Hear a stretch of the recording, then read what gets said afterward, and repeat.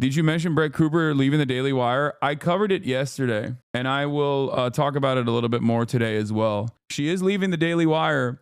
And something that's really interesting about that, someone tweeted a very interesting thing about that. They were like, notice how left media doesn't have these like contract negotiation time dramas. End of the year, there's always like some sort of like weird shakeups happening. Like it was Steven Crowder. Interesting how media shakeups happen around this time. Yearly contracts start expiring. Remember last year, Candace Owens was feigning anti-Zionism and Crowder was taking big con the year prior. Wonder if these sorts of career concerns ever influence lefty media behavior. That was a great take, honestly, from Matt Leck. It is truly interesting that that Brett Cooper is the most prominent media figure, the most prominent media personality of Daily Wire. Like straight up. If you look at her numbers, Brett Cooper is popping off. She's been carrying the Daily Wire. And I think that you're the Brett Cooper of the left. Okay, first of all, they literally ripped my shit and restructured in a very fake format the thing that I've been doing for years, but this time in an inauthentic way. But it doesn't matter because like they still popped off. They were able to do it in a very successful way. Like I will recognize that. And yeah, switch camera angles more. Yeah, this is what I gotta do actually. Like, hello, what's happening? What's going on? Hi, I'm leaving the Daily Wire. Like, I'm leaving the Daily Wire. Yeah. Her room looks more organized than yours. Yeah, because that's not a real room, dummy. That's a fucking set. She has better camera angles and lighting than you. Yeah, no shit. She has like a straightforward professional setup. Like, you guys are comparing my independent individual operation to a multi-million-dollar structure. Like they are a multi-million-dollar company. I think Ben Shapiro is worth like $50 million, dude. I mean, they were offering Steven Crowder. They're so much larger than just like a couple million. Are we crazy? Did we forget that Steven Crowder was offered by the Daily Wire a straight up $50 million contract? And he said, this is slavery. Here it is. Far-right blowhard calls 50 million Daily Wire offer a slave contract. It's also not a better setup for what she is doing or what you are doing. You're doing a live stream. It's supposed to be a real person in a real house expressing their opinions. That's exactly what your setup indicates, whereas hers shows you that it's completely made up. Yeah, but that's the difference. Like for the average onlooker, like they don't care. Especially conservative audiences tend to be a little bit older too, and they don't give a shit. Like they like it. I think, like I said, she presents a softer face on like right-wing commentary. She covers cultural issues and things like that. And there's definitely an audience for it. And that's why she's been popping off. She's been popping off harder than Ben Shapiro has on the Daily Wire broadcast, which is part of the reason why I think she wanted to go solo dolo. So, my friends, while I have you here, I thought we could run it back one last time with the comment section. And last night, I was sitting at my laptop, literally racking my brain, trying to think about what would be the perfect last episode. I mean, there was so much that happened over the weekend that I desperately wanted to talk to you about. She's definitely fetishized too. I mean, I can't speak on that, but I'm sure there is that. Like, it makes sense. It is a misogynistic audience. I think a lot of ladies probably like her too. There's a lot of older men that like her. There's a lot of ladies that like her just because her Snow White movie fell apart. Do you think Ben and the Daily Wire in cope mode over this? I mean, I would be if I had like a media franchise and I lost my star because I did not retain her talents by offering her a pretty solid contract, then yes, I would absolutely be a little bit shaken by it. You know what I mean? Have we discussed whether she looks like Ben Shapiro because of her views or if she has her views because she looks like Ben Shapiro? No, I think she was like a failed actress. And therefore she just kind of looked like that. I don't think she had these views from the jump. I think like this is the failed actress route. With Ben Shapiro is like he was a failed writer, but he also kind of had these views from the jump. But I do suspect that she will be, if she tries to be authentic, I suspect that she'll be less conservative broadly. But if she wants the hits, if she wants the clicks, if she wants the grift, she's going to have to be a lot more aggro and a lot more overtly right-wing. So we'll see. Are you telling me she's not related to Ben Shapiro? I know it sounds insane, but she's not related to Ben Shapiro. But yeah,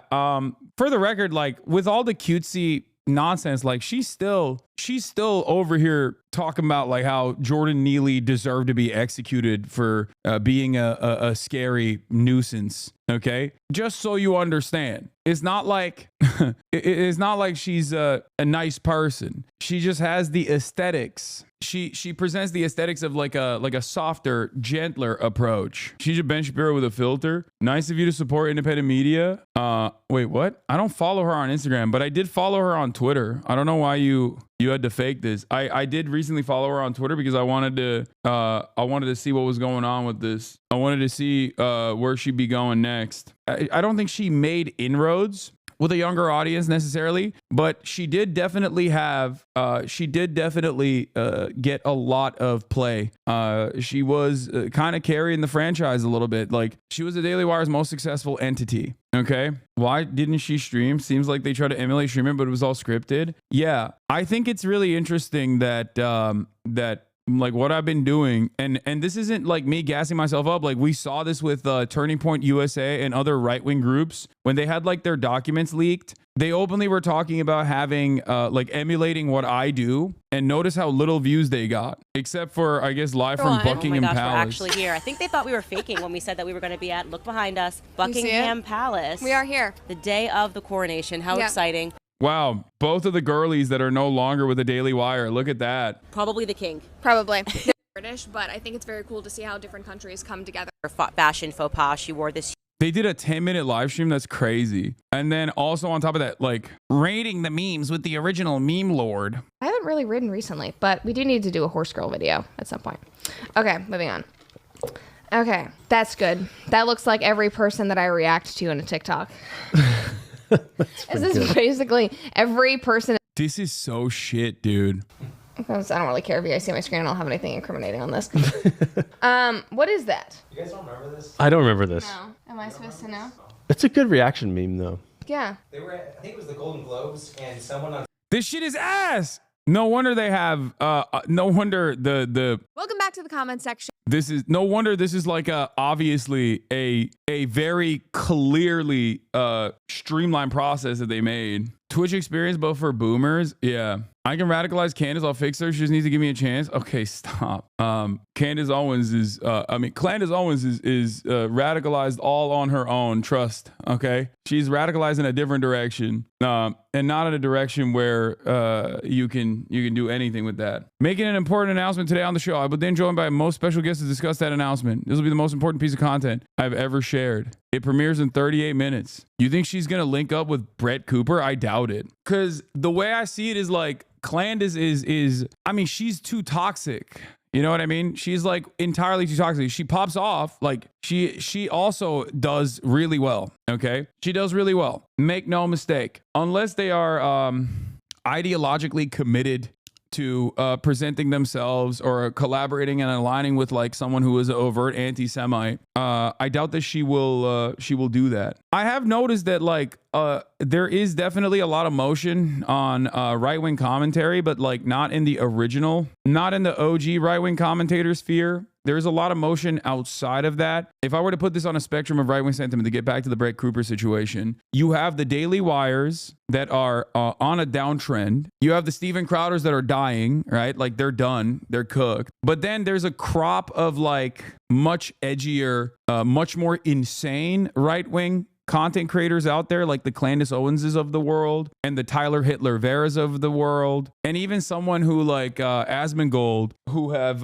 leaned into this like I like the Tyler Oliveras of the world attitude. And those guys are popping. Like they are putting insane numbers on the board. They're putting numbers on the board like I've never seen before. You know what I mean? Like it's a little bit meta chasing in the case of Asmongold, I would say, because I don't think he has like a coherent, consistent world view that revolves around, you know, consistently hitting like right-wing talking points. But it's like, I mean, look, the shock of truth we just found out, CEO killer. His company suddenly no longer care about DEI after Trump's win. 1 million views. Like he's always had a like a relatively socially conservative bent when it comes to like DEI, woke shit, wokeness in video games.